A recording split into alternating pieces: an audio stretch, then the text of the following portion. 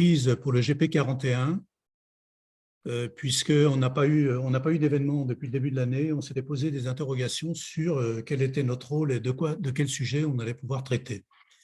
Alors, comme le titre n'indique pas ingénieur et territoire, on cherche plutôt de vous faire participer, ou en tout cas de faire la promotion d'idées transverses, de solutions transverses qui ne sont pas uniquement territoriales, mais qui peuvent se retrouver, qui ne sont pas traitées par d'autres groupes professionnels, donc de la communauté arts et métiers. À ce titre, j'ai invité, on a voulu traiter du digital, mais sous deux aspects, un aspect IA et un aspect cybersécurité. Alors, c'est peut-être un challenge, en tout cas, sur une heure, c'est très compliqué de tout traiter. Donc, on a demandé à deux intervenants de faire une présentation courte de quelques minutes et de réserver en fin de webinaire une bonne partie de notre temps à un débat qui sera ouvert sur les deux sujets. Néanmoins, Philippe, tu avais une… Bonjour. Oui. Bonjour. Alors, je vais peut-être vous demander à tous de couper vos micros, puisque, vu le nombre, on ne va pas pouvoir donner la parole à tout le monde. Par contre, utilisez le chat si dès à présent vous voulez poser des questions ou avoir des interrogations. Philippe, tu avais juste un mot d'introduction. Oui, cher Robert, j'ai une communication. Donc, l'un des nôtres est décédé tout récemment. C'est l'époux de Florence Ferry. Alors, Florence, si vous ne la connaissez pas, Florence est hyper investie. Elle est la secrétaire du GT, donc du groupe territorial Rhône-Calvados. Elle est la présidente d'Ingénieurs et Scientifiques de France. Elle est très active auprès de femmes ingénieurs. Elle est une amie, évidemment. Et elle est la secrétaire d'Amocène, donc j'ai le plaisir d'être le représentant. Donc aujourd'hui, Bobos, Philippe Bossu ainsi que Christian Demouy sont présents pour nous représenter. Donc je pensais avec Robert, avec Jean-Marc et avec Dominique qu'il était normal que nous ayons une pensée pour Florence et ses enfants. Un petit mot doit être transmis et surtout nous l'avons assuré de notre soutien sans limite, de la fraternité, de la solidarité qui est la nôtre. Voilà. Donc, je vous remercie. Si vous avez un petit mot à adresser à Florence, n'hésitez pas. Je pense qu'elle y sera très sensible. Ça a été fait de manière manuscrite aujourd'hui. Voilà. Merci Philippe de ce message et de cette initiative. Pour ceux qui la connaissent, nous te remercions et tu lui transmettras effectivement nos condoléances. Donc, je vais passer, tu vas garder la parole puisque tu l'as prise. Pour présenter rapidement, alors il y aura 3 temps. J'ai mentionné un temps sur l'IA, un temps sur la cybersécurité, mais le GP41 s'était engagé à chaque présentation de faire un point sur la carte heuristique que tu maintiens pour présenter très rapidement les mises à jour, en tout cas, et comment on accède à cette carte. Donc, tu gardes la parole. Oui, tout à fait. Alors, faut que je te nomme. Oui. Alors, je vais partager l'écran. Je ne peux pas, mais on va être très rapide. La carte heuristique est à disposition donc, de tous directement sur le GP41 dans l'onglet documents. Ce qu'il faut retenir, c'est que la carte donc, est mise à jour régulièrement. Il n'y a pas eu de mise à jour majeure. Si ce n'est une petite information importante, c'est celui de l'encadrement des tarifs de l'électricité. Et ce que j'évoquais avec quelques-uns en entrée, c'est qu'il y a aujourd'hui donc une date fatidique qui est celle du 1er juillet, où pour les tarifs du gaz ou de l'énergie en général, c'est la fin des tarifs réglementés. Donc, je n'ai pas voulu et souhaité, pour en avoir parlé avec Robert, avec Jean-Marc et avec Dominique, je n'ai pas voulu mettre le lien donc, vers un fournisseur alternatif, mais il existe aujourd'hui donc des fournisseurs qui permettent de pouvoir négocier quelques tarifs. La prudence quand même s'impose. Sur les sites du gouvernement, donc sur cette carte heuristique, il y a bien évidemment des liens que vous pouvez cliquer. La plus grande prudence quand même sur la sélection de vos opérateurs d'énergie, parce qu'aujourd'hui, le coût de l'énergie explose et il est stratégique. Voilà. Donc, pour ne pas aller beaucoup plus loin, puisque Robert, je crois que le thème d'aujourd'hui, c'est l'IA et la cybersécurité, sachez quand même que l'IA va nous aider beaucoup sur les aides, sur les cartographies. Donc, on essaiera de mettre à jour peut-être cette carte avec un outil peut-être plus évolué ou plus adapté. Mais sachez que sur ce format A3, il y a tous les liens vers toutes les aides, dispositifs ou solutions pratico-pratiques. Voilà. Merci à toi, Robert. Je vais rendre la main. Philippe, oui, je pense que les derniers mots sont très importants. Cette carte, elle est destinée à aider les accompagnateurs d'entreprises, de projets, à s'y retrouver dans les différents systèmes de soutien organisés tant au niveau national qu'au niveau local. Absolument. Et donc, on pourrait très bien prendre un exemple, mais voilà, très rapidement, mais tu fais un zoom sur ce que tu veux. Mais en cliquant, on a les adresses et on doit arriver. Bon, là, il y avait territoire d'industrie, mais il y a bien d'autres systèmes de soutien. Je suis en train de vous ouvrir par défaut le lien qui est celui où, que j'évoquais avec Amosen, hein, qui est donc un regroupement de 25 ingénieurs arts et métiers et qui, en Normandie, apporte un soutien très, très pratico-pratique à des entreprises en difficulté qui sont des difficultés conjoncturelles. Je te rappelle qu'il ne va pas apprécier que tu lui fasses de la concurrence, Villard. Alors, ça, c'est du bénévolat. Hein. Ah oui. C'est juste pour dire qu'on apporte notre pierre à l'édifice. C'est uniquement ça. Alors, pour toute demande, vous adressez à Philippe, qui maintient la carte. Absolument. Sur la compréhension de la carte. Absolument. Après, on a un engagement vis-à-vis de notre communauté. Bien entendu, ceux qu'on a invités et qui veulent en savoir plus, on ne ferme pas la porte. Par contre, on va peut-être quitter ce sujet. Tu me redonnes… non, tu ne vas pas me redonner la main. C'est pas que tu vas la prendre. C'est pas la peine. Non, tu vas la passer directement à Laurent. Alors, est-ce qu'il y a une question sur cette carte, des questions? Bah moi j'en ai eu 4 le premier jour, j'en ai eu 5 3 jours après. T'as pas la façon de demander, ma chère chat. Yann, les micros, hein. Je pense qu'on entend ta conversation. Je ne peux pas arrêter le partage. Je ne sais pas que tu reprennes, Robert. D'accord. Yann, Il faut couper ton micro, Yann. Voilà. Merci Yann. Oui, donc la suite, on passe directement à l'IA s'il n'y a pas de questions. S'il y a des questions concernant cette carte de compréhension, d'accessibilité, mettez votre question dans le chat. Je vais passer la parole à Laurent Laporte, qui est le cofondateur de BrainCube, depuis l'origine. Et BrainCube développe des solutions d'IA à partir d'IoT et de jumeaux numériques. Je pense que Laurent, ce qui sera important, et tu es l'actuel CEO de BrainCube, de présenter rapidement ta société et de passer directement à ta présentation. Je te remercie. D'accord. Vous voyez mon écran, vous voyez ma présentation? Pas encore. Pas encore. Oui, il faut sélectionner dans Options, parce qu'il y a 2 personnes qui partagent. Donc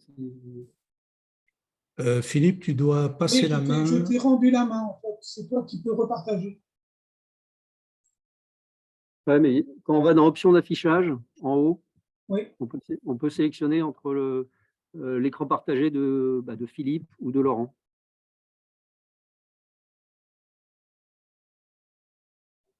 Moi, je le vois à l'écran de Laurent. Ah oui, d'accord. C'est à nous, utilisateurs, de choisir. Tous les utilisateurs qui doivent le faire, ouais. D'accord. Alors, je ne sais pas si vous avez bien compris, dans le menu en haut, vous avez en haut, vous vers voyez le milieu, actuellement l'écran et à droite, vous avez bon. l'option d'affichage. Et quand vous cliquez sur l'option d'affichage, vous avez le choix entre Philippe et Laurent. Voilà, donc, cliquez sur Laurent. J'ai arrêté mon partage, donc normalement, on voit le document de Très bien, Laurent merci. directement à l'écran.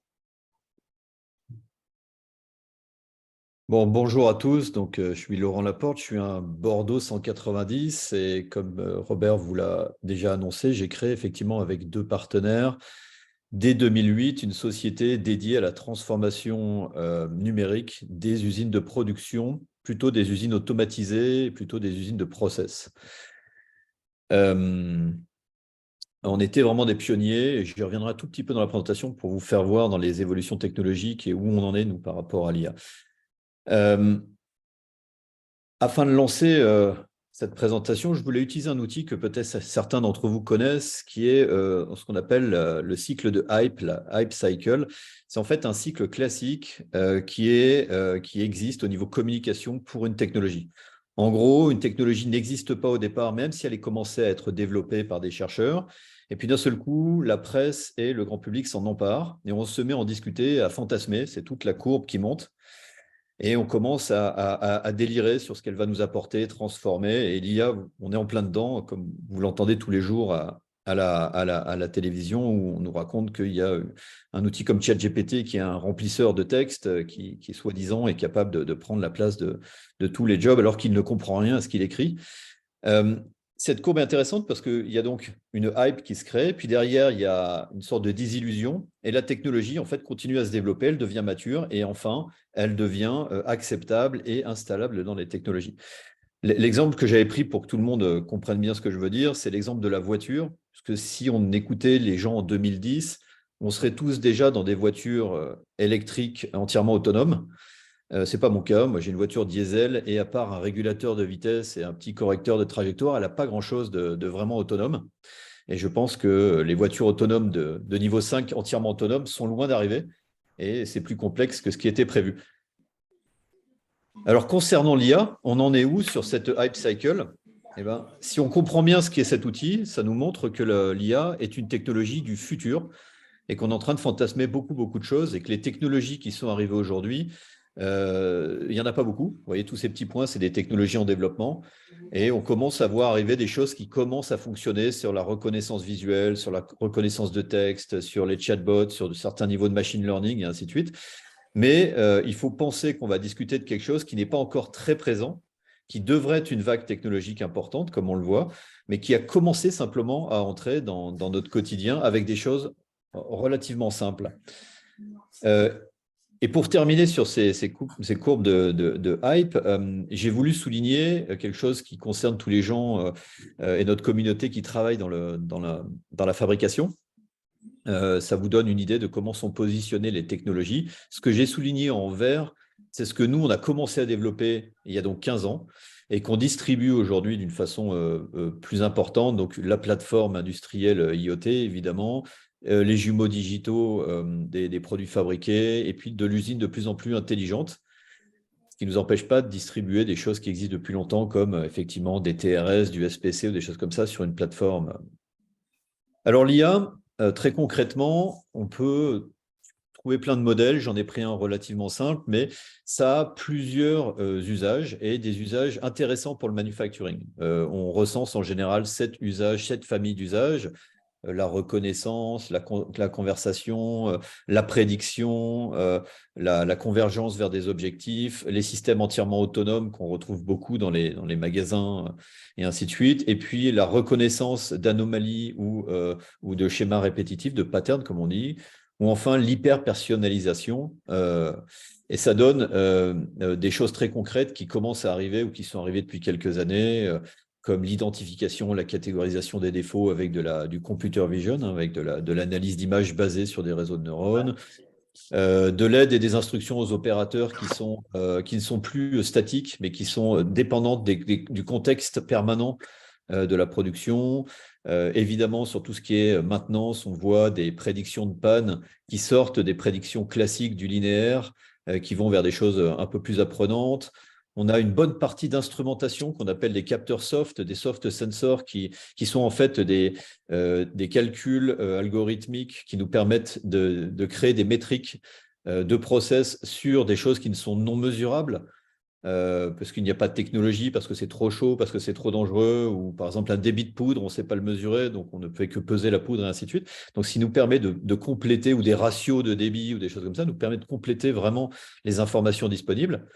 Et parfois, il faut effectivement des algorithmes un peu apprenants derrière. On a des choses de plus en plus avancées, de la recherche d'optimisation, des adaptations en temps réel. On va vers de l'autonomisation en fait, de la prise de décision. Et en fait, pour moi, l'industrie 4.0, c'est l'avantage informationnel. Quel que soit le niveau d'information dont on a besoin dans sa stratégie à l'instant T. On doit pouvoir aujourd'hui utiliser des technologies sur une plateforme qui permettent petit à petit d'avancer et de mieux comprendre ce qui se passe et de décider. Alors, tous ces usages vont nécessiter des technologies différentes algorithmiques. Elles vont toutes apporter de la productivité. On est dans la grande lignée de ce qui s'est passé avec les machines, les robots, avec l'électricité, ainsi de suite. Oui, on supprime souvent des gens dans les usines, comme on l'a fait avec les machines et ainsi de suite. Mais souvent, ce qu'on supprime, c'est des jobs à pénibilité, des jobs de tri, ou ainsi de suite. Et souvent, ce qu'on fait, c'est pas supprimer, mais on vient assister les équipes de production. Et à terme, ça reste très intéressant d'avoir ces technologies de plus en plus autonomes, puisqu'on a, vous le savez probablement, un énorme problème de recrutement, entre autres dans notre pays, dans les usines de production partout dans nos territoires. Alors, beaucoup d'usages, mais tous ces usages ne sont pas forcément bien acceptés. On va avoir une adoption rapide par les équipes sur tout ce qui va être suppression des pénibilités. Des apports d'informations attendus, une aide dynamique, on va pouvoir calculer des offsets en temps réel sur des lamineurs en fonction de ce qui s'est passé sur les étapes d'avant. On va pouvoir avoir des prédictions de dégradation et donc organiser des anticipations d'utilisation de matériel dégradé ou de choses comme ça. Tous les rapports de performance, ils sont évidemment en temps réel et ce n'est plus des rapports à la journée ou dans un PDF. Et puis, on a des outils interactifs de formation qui arrivent avec une grande simulation des cas d'usage grâce à la réalité virtuelle. Tout ça, c'est plutôt bien adopté. Il y a une sorte de continuité du numérique. Ensuite, il y a des choses à adoption beaucoup plus difficiles. La première chose, c'est quand on arrive avec de l'algorithmie apprenante sur des millions d'informations. Pour vous donner une idée, aujourd'hui, un pneu fabriqué, on arrive à le caractériser par 10 000 variables. Et on fabrique en général entre 15 et 25 000 pneus par jour avec évidemment des modèles et des tailles différentes dans une usine. Donc, on a une qualité de description qui est exceptionnelle. Et on va être confronté, quand on fait les optimisations, à l'expertise de l'homme. Donc, on est confronté à… Robert, Patrick, je ne comprends pas. Je suis dans ton invitation et je tombe sur la conf que je voulais d'ailleurs écouter sur l'intelligence artificielle. C'est le cas. Ça serait d'avoir les Tu peux couper ton micro. rappeler éventuellement que je corrige mon erreur. OK. Bon, petit problème technique. Merci. Voilà, dans l'adoption difficile, donc le remplacement de l'expertise ou la confrontation à l'expert est quelque chose d'assez difficile. Et la bonne façon d'apprendre ça, c'est plutôt de former les experts à maîtriser ces nouvelles technologies. Il y a la problématique des consignes optimales que les données peuvent nous aider à trouver. Alors, c'est quoi une consigne optimale? C'est fabriquer plus vite, avec moins d'énergie, avec plus de matières recyclées, avec moins de consommables, par exemple. Et donc, on sort des habitudes ou des fenêtres de production historiques. On va proposer, grâce à l'IA, des conduites de machines un petit peu différent de ce qui s'est passé, d'où un réflexe naturel de peur. Et je vais vous raconter une anecdote là-dessus pour terminer sur ce slide. Et puis, on va vers l'automatisation de la prise de décision. Nous, depuis 2019, on a commencé à avoir des IA qui discutent directement avec des systèmes de contrôle d'automatisation afin d'utiliser le machine learning pour prendre la décision à la place des hommes dans les salles de contrôle sur de l'adaptation instantanée à des conditions variables en fait, de production. Et pour vous illustrer ça, la première fois qu'on a fait ça, c'était au Brésil en 2019 sur une machine qui avait 20 ans, qui fabriquait du papier d'emballage. Et quand on fabrique du papier, on essaye de vendre de l'eau dans le papier, de l'humidité, puisqu'en fait, l'eau coûte pas cher par rapport aux fibres qu'on met dans le papier. Et donc, les gens ont des spécifications. Pour le coup, c'était 8% d'humidité. Et pour réaliser ces 8% d'humidité, les opérateurs passaient leur temps à piloter la vitesse de la machine. Et ils n'avaient jamais depuis 20 ans atteint la vitesse maximale de 1400 mètres par minute de cette machine à papier, en arguant tout le temps qu'ils avaient besoin de réguler par rapport aux conditions de sèche qu'ils avaient pour maîtriser cette humidité. Et quand on leur a expliqué le lundi que mercredi, on allait connecter en fait une intelligence artificielle à leur système pour travailler à max de vitesse de machine, 1400 mètres, et exactement à 8% de consigne d'humidité. Bon, ils ont été choqués. Et tout le lendemain, ils ont tourné dans ces conditions-là. Pour la première fois, ils étaient à fond. Et il y a eu une réaction très forte syndicale derrière. Il y a eu une peur de la disparition des hommes en salle de contrôle et le management a complètement été dépassé par ce qui s'est passé, ce qui nous a appris beaucoup de choses, mais qui nous a obligés de revoir la façon dont on allait intégrer l'acceptabilité sociale de toutes ces solutions. Et au final, pour conclure cette petite introduction à l'arrivée de l'IA dans nos usines, mais ça veut dire que c'est d'abord un projet où il va falloir discuter stratégie, donc c'est une histoire d'hommes. Il va falloir identifier les informations qu'on va avoir dans une roadmap claire et définie. Et il va falloir ensuite intégrer en fait petit à petit tous ces usages sans forcément focaliser sur la technologie, mais en focalisant sur les avantages stratégiques pour la société afin d'embarquer les équipes. Quand on arrive en parlant de technologie ou en imposant une technologie un petit peu trop avancée par rapport à des équipes aujourd'hui qui ont du mal, eh ben, on a souvent un rejet. Voilà ce que j'avais à vous dire pour aujourd'hui, et puis je serai ouvert à recevoir vos questions plus tard pendant ce webinaire. Merci Laurent. C'était très clair. Je pense qu'on va exploiter le chat. Alors, je pensais faire le débat après la deuxième intervention. Y a-t-il une première question, ne serait-ce que de compréhension avant de lancer le débat à la fin du webinaire? Il y a deux questions ou remarques dans le chat. Quel type de maintenance nécessite l'IA de la mise à jour des versions de logiciels? Au-delà de la mise à jour des versions de logiciels, cette maintenance peut-elle être réalisée sans arrêter son fonctionnement? C'est une question intéressante, très technique. Alors, il faut comprendre que dans l'IA, il y a beaucoup de technologies. Et il y a des technologies qui sont apprenantes et qui nécessitent donc une profondeur d'apprentissage, c'est-à-dire beaucoup de données historiques. Et en fait, aujourd'hui, dans les applications que l'on met en place dans l'industrie, et je ne parle pas de moi, je parle de ce qui se fait en IA aujourd'hui, la bonne pratique, c'est de qualifier une version d'algorithme sur des jeux d'apprentissage, et ensuite de fixer cette version d'algorithme et de la suivre dans le temps jusqu'à qu'elle devienne plus acceptable en termes de performance attendue, et donc de faire de temps en temps des réapprentissages. Aujourd'hui, l'industrie n'a pas décidé, et je pense que c'est sain, de lancer de l'apprentissage permanent sur ces technologies de réseaux de neurones, puisqu'il y aurait des risques de dérive, comme on l'a vu beaucoup dans les applications qui ont été utilisées dans les réseaux sociaux, avec des dérives rapides quand c'est basé sur du texte.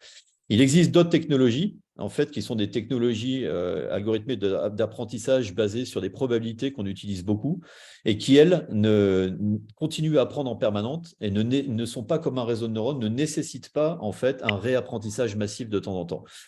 Donc, la question, elle est plutôt à regarder à travers les technologies qu'on va choisir qui sont, en fait, adaptées à notre cas d'usage. Et dans les années 80-90, nous dit Jean-Jacques, il y avait déjà eu une hype avec les systèmes experts et des excès d'espoir, ne pas se laisser avoir. Connais-tu les travaux de Zayed Zalila que je ne connais pas personnellement, sur les bases de logique floue? Oui, bien sûr. Alors, bon, dans les années 80, arrivée de l'informatique, il y a des théories qui sont utilisées aujourd'hui, mathématiques, algorithmiques, derrière tous ces algorithmes d'IA qui existaient déjà. On était confronté à deux difficultés. Une, c'était la capacité à collecter et à stocker ces données, qui était très faible par rapport à aujourd'hui. On a été sur la Lune, je crois, avec 8 kilos de RAM ou quelque chose comme ça. Donc, ça n'a plus rien à voir avec ce qu'on est aujourd'hui. Ce n'est plus du tout un enjeu, le stockage, la capacité de stockage et la mise à disposition des données. On parle aujourd'hui de Tera sans problème au-dessus d'une usine. Et la deuxième chose, c'était la puissance de calcul. Certaines technologies, entre autres comme les réseaux de neurones aujourd'hui, nécessitent en fait une puissance de calcul très importante. Et si vous connaissez la loi de Moore, la puissance de calcul qui va doubler tous les 18 mois, en fait, depuis les années 80, on a fait une courbe exponentielle derrière la puissance de calcul. Donc, on arrive aujourd'hui à une étape où il y a effectivement une hype avec plein de choses complètement délirantes qui se disent sur l'IA, mais avec des vraies capacités concrètes qui sont en train d'émerger sur pas mal de choses. Et depuis 8-10 ans, les entreprises ont commencé à intégrer ces technologies avec succès, je pense. Ok, Eric nous dit il y a un paradoxe entre la nécessité de démontrer vis-à-vis d'un client que la technologie IA peut apporter des résultats et le fait que la question de l'acceptabilité par les salariés doit être abordée prudemment par étapes. Oui, de toute façon, on est dans une entreprise humaine hein, quand on va dans une usine, ce qui est notre cas, je ne vais parler que de ce cas-là. Et je pense qu'on a exactement les mêmes difficultés d'acceptabilité qu'on a eu à l'arrivée de technologies physiques, hein, des machines, de robots, ou de choses comme ça. Aller expliquer un magasinier qui va être remplacé par des petits véhicules autonomes, c'est pas facile, et ainsi de suite. Donc, c'est un projet et il faut le prendre, encore une fois, en réfléchissant à ce qu'on veut devenir et non pas en réfléchissant aux technologies qu'on veut utiliser. À chaque fois que les gens ont pensé technologie, et on a vu ça beaucoup à partir des années 2014-2015 avec l'arrivée de l'industrie du futur 4.0, là, les gens ont voulu tester les technologies et en fait ont débouché sur très peu de réalisations concrètes. Alors que les gens qui ont voulu transformer des choses en automatisant informatiquement des choses et en utilisant des technologies numériques et de l'IA ou des choses plus simples, en fait, ils sont arrivés puisqu'ils ont fait que progresser en fait petit à petit dans leur capacité à utiliser les informations qui étaient à leur disposition et qu'ils utilisent relativement mal. L'usine, c'est un champ de travail phénoménal qui génère de la donnée de bonne qualité, massive, en permanence. Et en fait, c'est comme un fluide, en fait, comme l'électricité ou le gaz. Quand on commence à savoir l'utiliser, on peut vraiment gagner en capacité de décision pour progresser sur ces projets de réduction de coûts et de réduction d'impact. Une dernière question. Fixer une version égale arrêt de pertinence potentielle de cette IA pour une simple continuité, tel un automate. Alors, c'est Rémi qui nous pose cette question. Je ne sais pas s'il y a peut-être besoin de l'expliciter un tout petit peu. Rémi, si tu peux remettre ton micro et nous dire. Oui, tout à l'heure, j'ai bien écouté cette fixation de version. On comprend bien que ça temporise la version des salariés et tout ce que l'on veut, mais ça veut dire qu'à ce moment-là, tu veux dire par là qu'on arrête tout le potentiel qu'une IA peut avoir d'apprendre. On arrête l'apprentissage, c'est ça que ça veut dire? En fait, quand on déploie par exemple des IA sur de la reconnaissance un peu avancée de défauts, par exemple, on va prendre les pneus d'un avion et pour les caractériser en maintenance, pour savoir si on doit les changer ou pas, on peut utiliser aujourd'hui des tablettes avec de l'IA qui va nous caractériser ces pneus. En fait, l'algorithme utilisé est bloqué en version. Les données continuent à être récoltées et en fait, les data scientists continuent à faire évoluer l'algorithme. Et quand on se rend compte que l'algorithme utilisé a une prédiction par rapport à l'attendu qui est en train de baisser un petit peu, on vient le remplacer par la nouvelle version. Par contre, ce qu'on ne voit pas pour l'instant, c'est sur ces technologies particulières-là, un apprentissage continu, comme on le voit dans ce qui a été mis en place sur les plateformes, pour des raisons de risque, pour éviter en fait des dérives. On est dans l'industrie, il faut qu'on ait une garantie en fait de la performance pour pouvoir piloter en fait l'équipement derrière.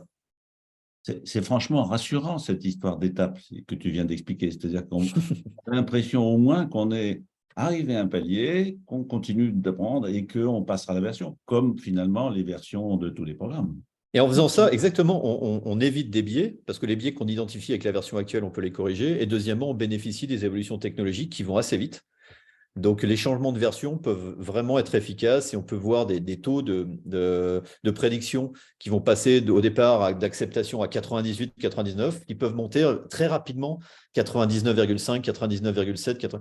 Et en fait, avec ces systèmes-là, sans prendre le risque d'avoir quelque chose qui se met à dériver. Le problème de l'IA par apprentissage profond comme ça, c'est qu'à partir du moment où une dérive est rentrée, en fait, le système se réenforce. Et donc, il peut vite être en dehors des clous par rapport à ce qu'on en attend. Oui, tout à fait. Très bien, mais je pense qu'on en aborde le débat, là. Effectivement, entre le système prédictif ou explicite et implicite, la différence entre les deux types d'IA. On reviendra sur cette question. Jean-Jacques a mis un lien vers les vieux systèmes experts ressuscités, donc vers un article. Et Jean-Paul nous dit, y a-t-il des architectes qui savent ou sauront combiner l'IA, les robots, drones mobiles, par exemple, pour réaliser des rondes de maintenance ou de management? Merci beaucoup. Attends, quitte pas. Je quitte le mode plein écran et je suis en train d'écouter la conf sur l'IA. il y a quelqu'un qui voilà. Tu peux couper ton micro, Oui, donc tu vas excuse-moi. bien? Parce que... attendez, je ne sais pas qui est à l'appareil. Je ne sais pas qui parle. Exactement, c'est pour ça que je commençais à m'inquiéter en disant j'espère que tout va bien. Celui Bon, qui là, parle on pourrait est- couper son micro, là. Oui, s'il te plaît, parce que là, on est 70 et on ne peut pas donner la parole à tout le monde. Bon. Thomas vient de mettre également un lien Oui, dans oui, le non, mais je vais te chat l'expliquer que je vite vous fait. propose de En récupérer. fait, si tu veux, j'ai deux choses à faire. J'ai une On peut... conférence. Et tu as une première chose à faire, c'est de couper ton micro, s'il te Introduction, plaît. et j'ai choisi le côté Alors, Coupez son RSE micro. et performance des petites structures. L'administrateur, oui, Un ne peut pas le accompagnement lui sur couper. personne le problème, c'est que j'arrive pas à savoir qui parle. m'approche. J'essaie C'est de trouver. Et chez nous, Patrie, apparemment. je veux faire une Patrick. présentation, une introduction correcte sur une journée avec la Ah, CCI. c'est Patrick le Sauvage? Et Ouais, voilà, tu on avait sais des où il est? choses avec Thierry, mais je me dis, si Patrie, toi, pour moi, il est dans le haut de la comment on liste. fait évoluer les choses depuis 10 ans, là, qu'on a Normalement, l'organisateur doit pouvoir. si tu as un PowerPoint, le mettre en mute. voilà, je ne sais pas qu'est-ce que tu as fait en conf de 1 heure Patrick ou le deux. Sauvage, Et après, faut si tu as couper ton micro. Tu n'arrives pas à le couper, le micro. cours, voilà. C'est bon. Voilà. Tac. Ah, Bon, il est ok. revenu par la porte. Il est repassé par la fenêtre. Pardon. Pardon pour tout le monde. Très bien. Ben, ça veut dire qu'il y a quand même des affaires qui continuent en dehors de nos webinaires. Alors maintenant, je vais passer la parole à Sébastien, puisque on reviendra certainement sur le débat de l'IA, qui est passionnant. Est-ce que vous voyez ma présentation? Oui. Tac. Voilà, c'est en plein écran. Bon, bah, on vient de faire une présentation sur l'IA. Moi, je fais de la cyber, mais c'est de l'IA aussi, en fait. Donc Custosi, c'est une start-up toulousaine. On est 15 personnes. On est des experts en IA qui l'appliquent au monde de la cyber. Donc, je ne vais pas aborder ce qu'on fait par l'angle de la maturité des technologies, mais par contre, on pense qu'on est parmi les quelques sociétés dans le monde qui croyons en l'IA pour l'appliquer à la détection d'intrusion réseau. Alors, sur la cybersécurité, moi, le premier message fort que je voulais faire passer, c'est que le monde se divise en deux. Et quand on est patron d'une petite PME, d'une ETI, d'un grand groupe, d'une collectivité locale, c'est important de savoir que il y a ceux qui se sont fait attaquer et ceux qui vont se faire attaquer. Il n'y a pas d'autre choix, et c'est très important de le savoir, de savoir qu'un jour ou l'autre, de toute façon, vous allez y passer. Ensuite, la cybersécurité, c'est un chemin de maturité, c'est un chemin qu'on commence un jour, qui n'a pas vraiment de fin. Et quand on n'est pas dedans, quand on est le patron d'une petite PME, c'est un chemin qui est souvent un peu comme ça, quoi, qui est pas très compréhensible, qui est souvent un chemin d'expert, un chemin avec plein de sigles, un peu abscons, avec des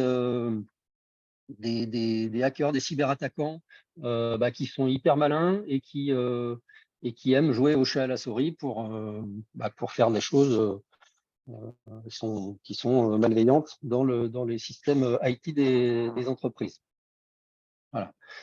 Donc, on va essayer de vous accompagner là-dessus. Le marché de la cybersécurité, donc c'est un enjeu pour tout secteur. Il n'y a pas un secteur plus qu'un autre qui peut dire je suis pas attaqué versus je suis attaqué. Souvent, quand on est un patron d'une boîte, on pense qu'on ne sera pas attaqué parce que ce qu'on fait n'a pas de valeur. Voilà, je prends le dernier exemple en date, Voyageurs du Monde qui vient de se faire attaquer. Les attaquants ont dérobé 10 000 passeports. 10 000 passeports, on peut faire plein de choses avec les passeports des gens. Donc il faut avoir conscience que sa base de données clients, sa base valent de l'or pour des cyberattaquants. Donc 49% des PME en 2021 ont été victimes d'une manière ou d'une autre de ransomware. La surface d'attaque des entreprises est toujours plus étendue, toujours plus ouverte, puisqu'aujourd'hui, on a des réseaux qui sont très hybrides, avec les réseaux physiques classiques de IT d'une entreprise, mais aussi il y a du cloud, il y a des applications SaaS, il y a de plus en plus d'IoT, d'informatique dans les usines pour produire, avec une convergence entre les réseaux IT, les réseaux et les réseaux OT, enfin ce qu'on appelle OT des usines de l'industrie 4.0. Donc ça fait que les réseaux des entreprises ont de plus en plus de portes et de fenêtres pour que les cyberattaquants puissent rentrer, utiliser. Les attaques sont aussi de plus en plus variées, de plus en plus sophistiquées. Avec les attaques dormantes, les fameuses APT, des ransomware, des malwares polymorphes, des choses extrêmement malignes. Donc l'environnement est de plus en plus dangereux. Quand on se fait attaquer, il y a des investigations qui sont complexes et stressantes, plein d'outils à corréler.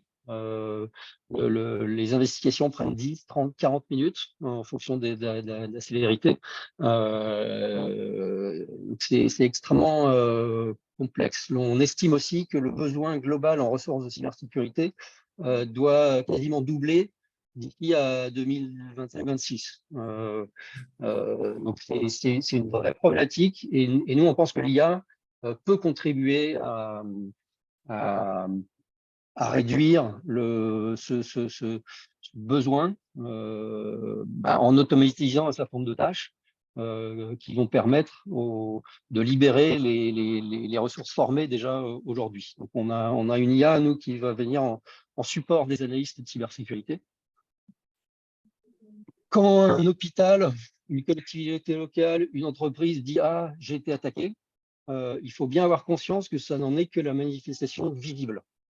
C'est-à-dire que typiquement, chef, on n'a plus accès à rien, on a été attaqué. Voilà. Mais en fait, quand on est dans le métier de la cyber, on sait comment ça se passe. Et le chiffre qui existe, le chiffre publié par IBM, c'est que c'est 212 jours entre l'accès initial, c'est-à-dire quand le premier cyberattaquant rentre dans le réseau, et sa détection et son impact. C'est-à-dire que pendant plusieurs semaines, plusieurs mois, là, plus de 6 mois, 212 jours, on a quelqu'un qui se balade dans le réseau pour trouver là où sont les données importantes. Sur ce slide, je parle de mouvement latéral. En fait, un cyberattaquant, en général, rentre par la périphérie du réseau. Il rentre par exemple, le laptop d'un commercial. Mais avec ce que ce laptop contient, on ne peut pas faire grand-chose. Il peut rentrer par les accès maintenance d'une machine-outil dans l'usine qui n'aura pas été refermée après l'intervention. Il y a plein de moyens pour rentrer, mais en général, ils rentrent et ils essayent d'aller plus loin jusque là où il y a la vraie info, la data qui vaut vraiment de l'argent dans les yeux du cyberattaquant pour ensuite être nocif. Pour prendre un parallèle, j'aurais pu y mettre une usine, hein, mais j'ai pris le parallèle dans la vraie vie. C'est un peu comme si on avait une maison, on voulait installer des alarmes pour protéger sa maison. On met des contacteurs sur les portes, les fenêtres. On pense qu'on est protégé. Et si le volet est un peu mal fermé, c'est-à-dire qu'un système n'a pas été mis à jour alors qu'il y a une vulnérabilité, ou si le cyberattaquant rentre par les tuiles du toit et que là, il n'y avait pas de contacteur, si on n'a que ces systèmes de défense, c'est un problème. Par rapport à mon chiffre d'avant de 212 jours, c'est un peu comme si vous avez un cyberattaquant qui rentre par le toit, qui se cache derrière un rideau, et puis pendant 6 mois, il reste dans votre maison. Vous allez vous coucher, il se déplace sous le lit, et il vous observe jusqu'à trouver où vous avez mis le coffre-fort, à regarder par-dessus votre épaule le code du coffre-fort et cambrioler et repartir. Le virtuel, c'est pas très différent du physique. Et donc, pour se protéger, dans ce cas-là, il faut doubler le système d'alarme avec des alarmes volumétriques qui permettent d'observer les mouvements. Donc, nous, chez Custosi, on est ce système d'alarme volumétrique qui observons les mouvements suspects de cyberattaquants dans le réseau des entreprises au moyen d'IA.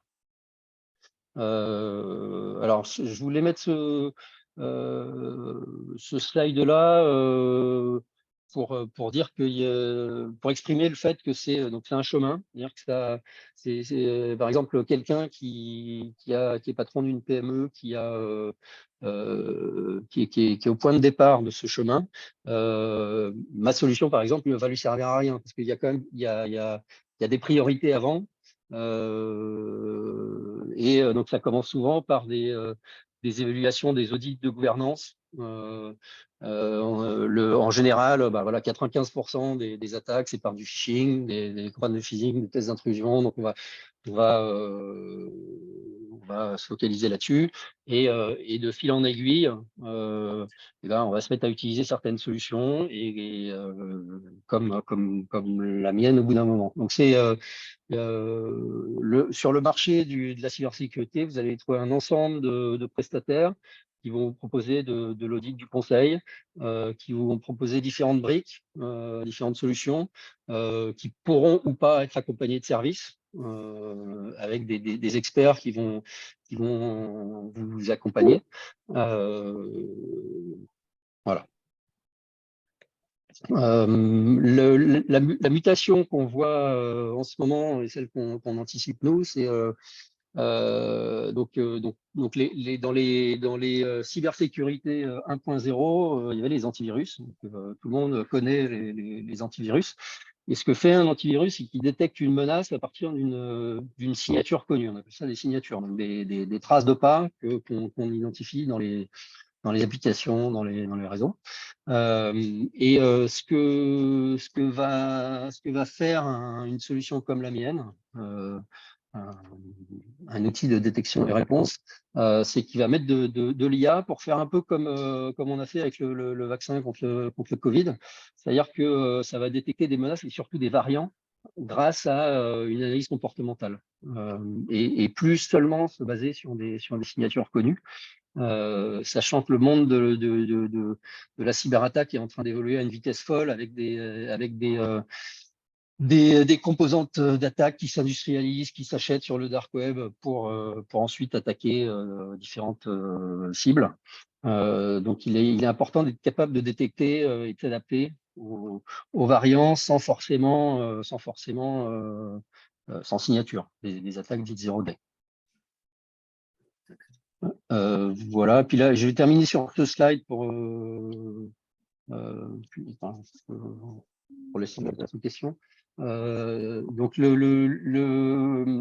un centre de sécurité, ce qu'on appelle un SOC, centre opérationnel de sécurité, c'est principalement composé de 3 briques. Une brique qui protège les endpoints, les ordinateurs, les terminaux, donc les fameuses portes et fenêtres dont je parlais au début.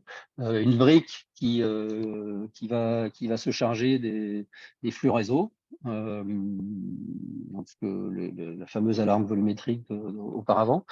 Et enfin, une brique de SIEM, donc ça va être un système qui va agréger tous les logs qui proviennent de ces 2 types d'outils et qui va répondre. Donc, si en cas de détection d'un incident, on va investiguer, on va décider de mettre hors service tel ou tel flux, tel ou tel endpoint. Voilà. Je pense que j'ai fini avec la présentation proprement parlée sur la cybersécurité. Bon, ben merci. Merci Sébastien. Avez-vous des questions? Question en ligne. Donc, Jean-Paul nous a demandé tout à l'heure, existe-t-il une liste de métiers et de niveaux d'expertise des concepteurs et des assembleurs d'IA? Une liste. Alors là, on a à nouveau des… Qu'est-ce qui… Il y a à nouveau un bruit. il y a des intrus. Est-ce que tu peux couper les micros Il faut que je Christophe, retrouve. Christophe. Voilà. Est-ce que… C'est chiant ces réunions où tu as un gars qui se met à causer en ayant oublié de couper son micro. Alors, les listes d'expertise de concepteurs et d'assembleurs IA, est-ce que quelqu'un a une réponse? Alors, il y a plusieurs choses à dire là-dessus. Premièrement, dans le monde de l'IT, il y a les analystes que vous connaissez peut-être, oui, des sociétés comme Forrester, Gartner, ainsi de suite, qui sont censés faire ce travail-là. Qu'est-ce que ça vaut? Ça veut qu'il y a un gros biais qui est lié au fait qu'on est client de ces analystes. Ou pas, voilà. Ou pas. On paye 60 000 € par an et hop, on est client Gartner. Mais ça ne veut pas dire qu'il n'y a pas un vrai travail d'investigation sur les solutions. Disons qu'il faut se méfier des très grosses sociétés, je ne vais pas les citer, mais qui sont tout le temps bien classées. Et après, il faut aller chercher dans les listes sous-jacentes de gens qui sont plus spécialisés. Ensuite, un data scientist, c'est comme un tennisman. C'est-à-dire que si vous ne jouez pas au tennis, vous allez être impressionné par un gars qui est classé 15-5, mais il est très très loin d'un gars qui est classé moins 15, par exemple. Et donc, c'est très difficile à appréhender vu de l'extérieur. Il y a beaucoup de gens qui fournissent des prestations de data scientist, mais qui sont avec des gens qui n'ont même pas été formés à ça, qui utilisent des outils. Et les éditeurs de solutions, comme les deux présentations d'aujourd'hui, on est des éditeurs de solutions, on va embarquer de l'IA qui va être entraîné pour les différentes applications qu'on fait. Donc, il y a un phénomène, comme dans tout produit, d'amélioration du produit qui donne une certaine garantie. Nous, on est une boîte de plus de 200 personnes aujourd'hui, on a beaucoup de références, donc ça commence à porter ses fruits en termes de reconnaissance. Mais c'est un vrai sujet, c'est tellement opaque l'utilisation des data qu'aujourd'hui… Moi, je compléterai ta réponse en disant que le monde des IA est déjà un peu opaque, mais alors qu'on l'applique à mon cas, la cybersécurité, c'est encore plus opaque. Et ce qui est assez compliqué, c'est de faire la différence pour ceux dont le marketing dit qu'il faut de l'IA pour faire bien. Et il y a ceux qui savent vraiment de quoi ils parlent et qui le font dans une certaine perspective. Dans notre cas, donc nous, je ne sais plus si je l'ai dit, mais on est 15 personnes, 30% de docteurs et doctorants. Donc, on a une profondeur technologique assez importante pour ce qu'on cherche à faire. Et le point de départ de l'exécution, ça a été les 89% de besoins d'ici à 2025-26 de ressources de cybersécurité formées que le monde éducatif ne sera pas capable de former. Et on s'est dit, bon, il faut contribuer à ça. Et notre objectif, c'est de générer beaucoup moins de faux positifs que les outils de la concurrence qui n'utilisent pas d'IA. Et donc, la stack d'IA qu'on a choisi de construire, elle a un objectif bien précis. Et je pense que une manière de séparer le bon grain de l'ivresse, c'est d'essayer de comprendre quel est l'objectif poursuivi par l'éditeur de logiciel dans l'utilisation de son IA. Quand l'éditeur de logiciel reste un peu flou, en général, il ne sait pas trop comment ça fonctionne, il a acheté ça à quelqu'un d'autre et voilà, quoi. Et je pense que tu as, dans le complément d'intervention, de répondre à la question de Sophie, qui posait la même question pour la liste des métiers et des niveaux d'expertise dans le domaine de la cybersécurité. Donc, je pense que c'est… Alors, là, j'ai un message. Alors, je ne sais pas si cette question, elle a en filigrane une espèce de volonté de se reconvertir ou pas. Mais en tout cas, j'encourage tous ceux qui n'auraient pas peur de vouloir se reconvertir, d'aller vers les métiers de la cybersécurité parce que ça manque de personnes. C'est un marché qui grossit de 35% par an. C'est hyper dynamique. Et il y a des besoins dans tous les types de métiers, que ce soit vraiment cyber, mais ça va être les RH, ça va être tous les moyens généraux, les vendeurs. Ok. J'interviens sur la question, Oui. c'est parce que en fait, l'éducation nationale, avec l'UMM, a rénové une filière et que donc il y a un bac pro qui vient de sortir, cybersécurité, infrastructure, informatique et infrastructure et électronique. Et il y a une mention complémentaire de niveau bac. Et je voulais savoir si pour vous, c'était pertinent. Ah, c'est complètement pertinent. Et il y aura besoin de tous les types de métiers. Je veux dire, il y aura besoin d'experts en IA, de docteurs, mais d'analystes avec des niveaux plutôt bachelor, plutôt. Il y a besoin il y a un tel manque de ressources formées en cybersécurité que c'est génial de contribuer à former des jeunes et de les lancer sur ce marché. Hein. C'est valable aujourd'hui, mais encore plus demain.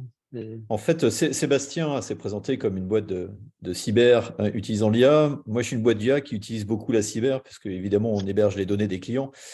Donc, c'est des nouveaux métiers. Ce qu'on a fait, nous, on a créé un Master 2 avec l'Université de Clermont-Ferrand en collaboration avec eux. Donc, c'est une société privée qui a créé ce Master 2 pour créer un nouveau métier. Ce n'est pas pour fournir directement nos sociétés, mais c'est pour fournir les clients qui sont des chefs de projet de cette transformation numérique, ce qui existe assez peu. Et ces gens-là vont toucher à tout, c'est-à-dire à la partie data, collecte et stockage, à la partie algorithme, utilisation d'applications existantes. Et évidemment, il y a un gros sujet sur la cyber. Alors, ça reste des généralistes, mais ça leur permet, eux, d'intégrer des postes dans des organisations et d'avoir déjà un vrai niveau de compréhension des attendus pour pouvoir diriger des projets de réussite, d'intégration de ces technologies. C'est très important.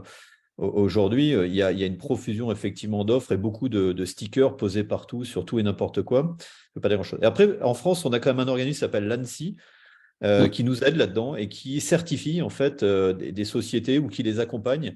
En général, quand on travaille avec l'ANSSI ou avec des gens qui sont certifiés ANSSI et qu'on fait des audits, qu'on fait tout un travail de relecture de code avec eux, les gens qui font ça, les sociétés qui font ça, vous apportent un niveau de sûreté supérieur sur la qualité de leurs applications. Donc, n'hésitez pas à poser des questions sur la sécurité, la Global Security Policy, comme on dit. Oui, puis l'ANSSI, on peut vraiment se reposer sur eux, les appeler. Si vous êtes attaqué, experts, par exemple, je vous recommande de les appeler. Ils sont très réactifs. Et ils sont effectivement très compétents. Ouais. Je confirme. Donc là, vous avez répondu à une question puisqu'il y avait l'ANSSI, point d'interrogation. Donc, c'est fait. A-t-on déjà observé des combats entre des IA de hacking et des IA de cybersécurité? Eh ben, oui. Alors, c'est-à-dire que, par exemple, aujourd'hui, avec des outils comme ChatGPT, on peut tout à fait générer des attaques. Et demain, on peut penser que la volumétrie de ces IA de hacking sera beaucoup plus importante. Et c'est pour ça que nous, on est vraiment, voilà, on pense que l'IA, c'est vraiment fondamental appliquer à la cybersécurité. On a lancé justement aussi une thèse, nous, en IA générative. C'est-à-dire que c'est une IA d'attaque qui va servir à entraîner notre IA de défense. C'est un sujet qui n'est pas du tout mature, qui a un niveau de terrain très bas, mais sur lequel on travaille. Voilà. Le problème aussi, c'est que dans la cybersécurité, enfin dans le monde des cyberattaquants, les attaques commencent à être faisables pour des gens comme vous et moi. C'est-à-dire, on peut s'acheter relativement facilement des vecteurs d'attaque. Et c'est pour ça que la volumétrie va être de plus en plus importante. C'est que ça arrive au niveau technique peut-être pas de tout le monde, mais c'est un peu plus grand public que ça n'était avant. Et c'est pour ça que c'est dangereux. Jean-Paul nous demande, la simplification des systèmes informatiques est-elle utilisée pour faciliter la cybersécurité? Si oui, quelle préconisation? En fait, travailler sur son architecture réseau, par exemple, dans une usine, c'est très important. Aujourd'hui, on voit qu'il y a deux univers qui se dégagent. Il y a un univers proche de la machine, qui peut être intelligent, qu'on appelle l'univers Edge, qui va utiliser des données en flux et qui va être capable d'exécuter des modèles en temps réel pour aider des applications et aider au pilotage. Ça, c'est quelque chose qu'on peut fermer complètement à l'extérieur. C'est-à-dire que par essence, à partir du moment où on n'est pas connecté à des gens qui pourraient vous attaquer, eh ben, on est moins sensible. Évidemment, après, quand on stocke de la data et quand on est sur un projet Big Data, on va partir dans des architectures type cloud. Alors, ça ne veut pas dire qu'elles sont hébergées à l'extérieur d'un site, ça ne veut pas dire qu'elles sont hébergées sur des… Mais il y a tellement de solutions d'hébergement cloud qu'après, il faut réfléchir effectivement aux conséquences. On voit les très grandes entreprises qui arrivent aujourd'hui à internaliser des solutions comme Microsoft Azure dans leur propre environnement, c'est-à-dire qu'ils ont une sorte de séparation privée d'une solution Azure chez eux pour des raisons de cybersécurité versus ceux qui s'appuient sur Google ou sur Azure et qui probablement ont un niveau de sécurité relativement intéressant, mais sont exposés au même titre que tout le monde à des failles si elles arrivent. Les architectures Internet TCP/IP pour un monde de bisounours et Windows trop fragiles ne sont-elles pas dépassées? Et Jean-Jacques nous pose la question de RINA, des micro-noyaux robustes sécurisés, prove and run. Ouais, probablement que l'évolution technologique ne doit pas s'arrêter simplement à la partie logicielle, hein. La partie matérielle était très puissante puisqu'on peut faire passer dans des réseaux aujourd'hui quand même des débits importants et ces réseaux existent depuis longtemps. Mais je pense qu'il va y avoir dans le matériel, il va y avoir l'arrivée de tous ces outils-là, c'est-à-dire un peu d'IA, un peu de protection, un peu de choses. D'où retour à la question précédente qui est la sélection de son matériel smart du futur va être de plus en plus critique. Et il va falloir aller plus loin que simplement acheter une marque, mais il va falloir avoir des assurances en fait de la qualité en fait intrinsèque des équipements qu'on va utiliser pour créer son architecture, c'est sûr. Après, moi, je rebondis sur la question, la partie de la question sur Windows trop fragile. Aujourd'hui, on assiste quand même à des cyberattaques sur des autres OS, des Linux par exemple, qui étaient réputés beaucoup plus safe qu'un Windows par exemple. Mais en fait, le problème, je pense que tout système a des vulnérabilités et après, ça dépend de leur quand le système est beaucoup utilisé par le marché, il devient une cible pour les cyberattaquants parce que si je trouve une faille dans un système Windows, potentiellement j'ai beaucoup de cibles. Et comme les systèmes Linux sont de plus en plus nombreux aussi, on assiste à des failles de ce côté-là. Oui, c'est le classique site web qui était développé en PHP, qui était massivement attaqué.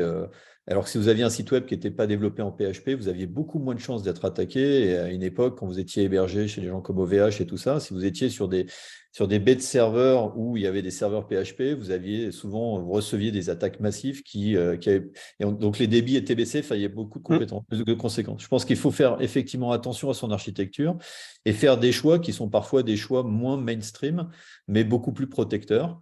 Pour éviter, les gens vont attaquer ce qui est comme tu le dis Sébastien, ce qui est le plus courant parce que c'est là où ils vont avoir statistiquement le plus de chances de faire des entrées, entrées rapides. Ouais. Après, il faut voir aussi que dans le monde de l'industrie, les protocoles utilisés sont des vieux bousins, hein. C'est du Windows NT, c'est des très vieux protocoles qui sont absolument pas safe du tout, qui ont plein de vulnérabilités, dont la sécurité tient par le fait que c'est pas connecté à rien. Et le problème vient de quand c'est connecté à quelque chose, quand on peut y accéder par Internet, par exemple. D'où la nécessité d'avoir un réseau industriel entièrement hermétique. Alors, il faut quand même qu'il y ait une passerelle avec son réseau entreprise au réseau usine, mais il faut que cette passerelle soit extrêmement bien faite pour sécuriser ces équipements. Ouais. Il est 14h et je vois qu'il y a on commence à avoir pas mal de déconnexions. On peut quand même continuer et ceux qui nous quittent pourront retrouver l'enregistrement pour la suite des questions. L'IA peut servir à analyser les signaux faibles et permettre la détection d'une attaque 0D. C'est une remarque de Eric. Oui, enfin, en tout cas, c'est ce qu'on veut faire, enfin, c'est ce qu'on travaille à ça. Et nous, on a donc Notre stack d'IA, c'est un mix d'IA supervisée, d'IA non supervisée, donc d'analyse comportementale, qui permettent d'analyser ces signaux faibles, ces fameux signaux faibles, et de donner des scores de sévérité afin d'attirer l'attention de l'analyse pour une investigation manuelle plus poussée, pour prévenir rapidement avant impact, quoi. Et oui, l'IA peut servir à ça. D'accord. Existe-t-il des méthodologies standardisées, des normes d'analyse de détection de cybermenaces?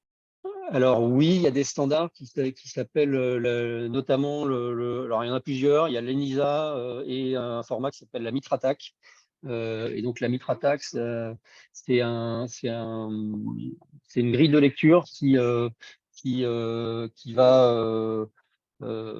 va dire, bah voilà, ça c'est un mouvement latéral, c'est dans telle catégorie de menaces, et les tactiques utilisées par le cyberattaquant, ça peut être ça, et en fonction de ça, et ben la réaction, donc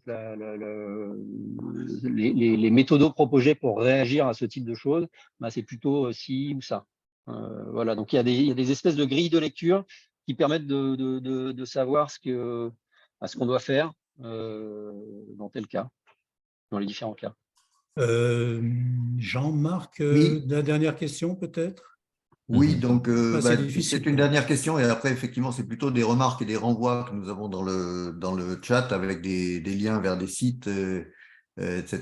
Le renvoi vers un enregistrement d'une conférence du Rexam également, que nous propose Jean-Paul. Donc, il restait une question que j'ai perdue du coup en faisant défiler. C'était... je l'ai perdu. Quelles sont les spécificités? Oui, c'était ça. Quelles sont les spécificités d'un projet d'implémentation d'IA dans une usine par rapport au projet d'IT classique?